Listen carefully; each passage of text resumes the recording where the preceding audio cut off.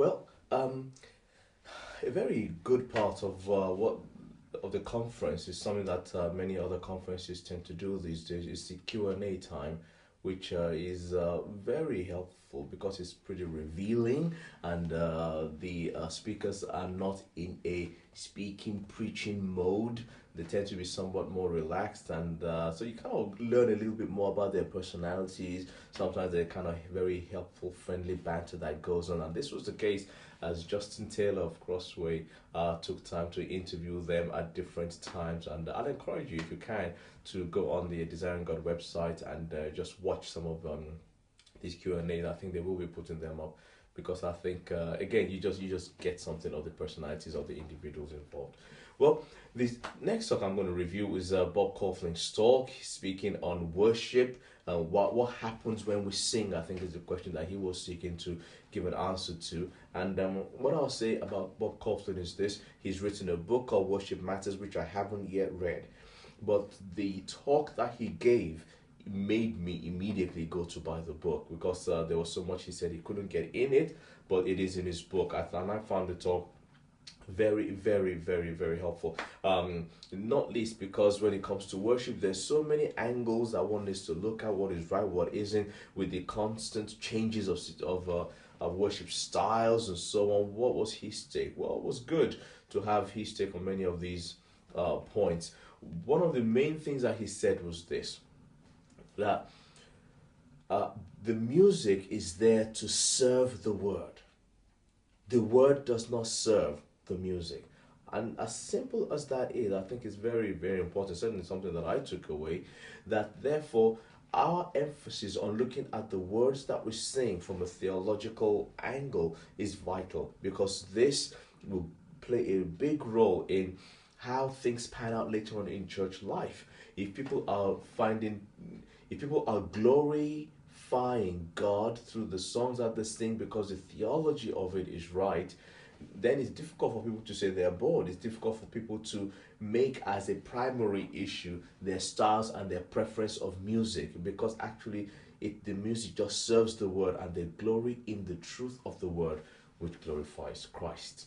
So I think he did a very good job of it, asking what happens when we sing, what's the benefit of music, saying to us music helps us to remember words.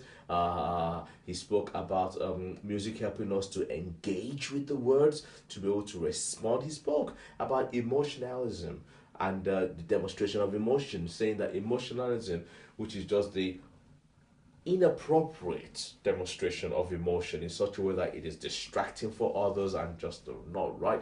He said emotionalism is demonstration of emotion without cognizance, without care for the source of the music. And I think he did a good explanation there, much better than I could in this place right now. He spoke about unity, about music when the congregation are together singing the same truth that they all believe.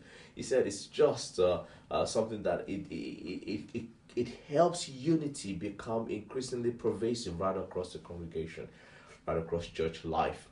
He was very brilliant with the way that he played around with his keyboard and just showed us the differences in songs and with the speeds and so on. Worship leaders all around, I think, should certainly listen to this. He encouraged the singing of a cappella and gave good reason why that works. That I found that helpful, because I know that for us back in our church at Jubilee, whenever the person leading us in the time of singing and worship says, and now just the voices, the difference that makes, I've always loved. Well, Coughlin helps me understand why that makes such a difference and how good that is. I love also the point that he makes when he says that music in church has functional limits.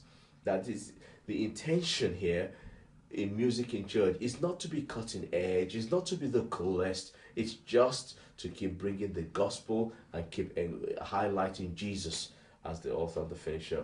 You know the deal. So I loved the talk very much. He made a good point about churches that have one kind of music in one service and another in the other, saying that the danger in that is that families can begin to be split up, and that he doesn't think that that's a particularly positive thing. I would agree. So I think it's something for us all to think through. What would I add to that talk? Not much. I think he covered everything. One of the best talks in worship that I have heard in a very long time. Um, I would say this, that if one was to add, and I'm sure if he had more time, he would have done, just to add something about different cultures and how one addresses the whole issue of worship with different cultures and still building unity. That would have been good for him to speak into, but he did talk about Ephesians 2 and began to touch on that whole issue. So I think Bob Coughlin, who again I had the privilege of meeting, did a very good job on worship. There are others to talk about. Dan Taylor on story, that was pretty new to me. Some of this take that he had, very helpful. And if you're a preacher, you would want to listen to that talk and just to be freshly aware of the power of story. And I love at the end of his talk when he says, everybody has a story, a grand story. And then he links it up with the scriptures and with the gospel, obviously. Paul Tripp, this was my first time of hearing Paul Tripp live like that. I thought that Paul Tripp's trailer, all these speakers had trailers before the conference. His trailer was the most controversial, but I liked it very much because of the point that he was trying to make.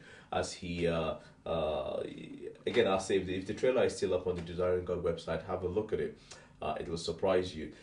But I've got to be honest here that this is the talk that I cannot pick out the one main thing that I thought I learned from this. It was a good talk, I am sure. I remember being there and laughing a lot because he made a number of jokes.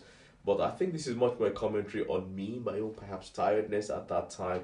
This is the one talk that I don't remember a whole lot from. And so I intend to go back and listen to Paul Tripp's talk, which was on the War of Words. And he has a book. I bought the book with the intention of reading it.